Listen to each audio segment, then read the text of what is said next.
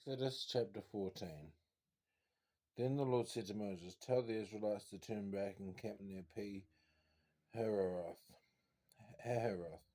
between Migdol and the sea. They are to camp by the sea, directly opposite Baal Zephon.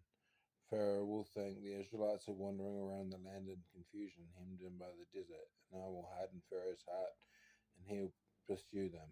But I will gain glory for myself through Pharaoh and all his army, and the Egyptians will know that I am the Lord." So the Israelites did this.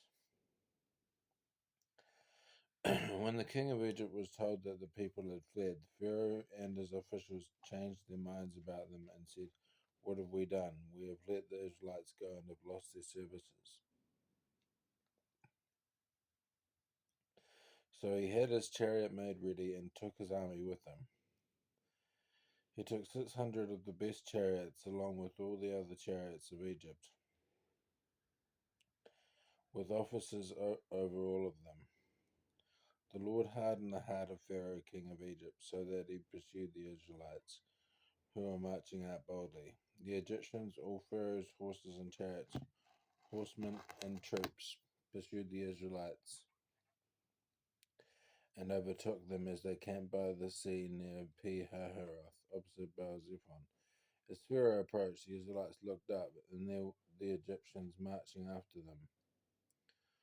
They were terrified and cried out to the Lord. They said to Moses, "Was it because there were no graves in Egypt that you brought us to the desert to die?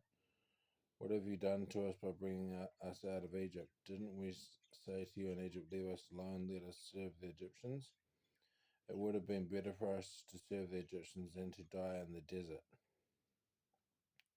Moses answered the people, "Do not be afraid, stand firm, and you will see the deliverance the Lord will bring you today. The Egyptians you see today you will never see again. The Lord will fight for you. You need only be still." Then the Lord said to Moses, "Why are you crying out to me? Tell the Israelites to move on. Raise your staff and stretch out your hand over the sea to divide the water so that the Israelites can go through the sea on dry ground. I will harden the hearts of the Egyptians so that they will go in after them, and I will gain glory through Pharaoh and all his army, through his chariots and his horsemen. The Egyptians will know that I am the Lord when I gain glory through Pharaoh, his chariots, and his horsemen." Then the angel of God, who had been traveling in front of Israel's army, withdrew and went behind them. The pillar of cloud also moved from in front and stood behind them, coming between the armies of Egypt and Israel. Throughout the night, the cloud brought darkness to one side and light to the other, so neither went near the other all night long.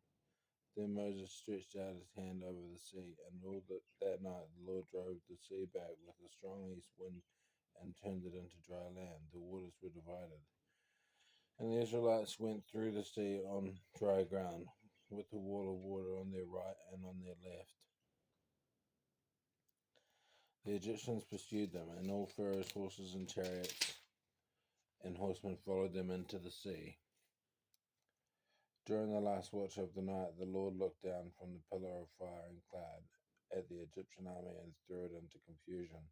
He jammed the wheels of their chariots so they had difficulty driving, and the Egyptians said, "Let's get away from the Israelites. The Lord is fighting for them against Egypt." Then the Lord said to Moses, "Stretch out your hand over the sea so that the waters may flow back over the Egyptians and their chariots and horsemen." Moses stretched out his hand over the sea, and at daybreak the sea went back into its place. The Egyptians were fleeing towards it, and the Lord swept them into the sea. The water flowed back and covered the chariots and horsemen. The entire army of Pharaoh that had followed the Israelites into the sea, not one of them survived. But the Israelites went through the sea on dry ground, with a wall of water on their right and on their left. That day the Lord saved Israel from the hands of the Egyptians, and Israel saw the Egyptians lying dead on the shore. And when the Israelites saw the mighty hand of the Lord displayed against the Egyptians, the people feared the Lord and put their trust in him and in Moses his servant.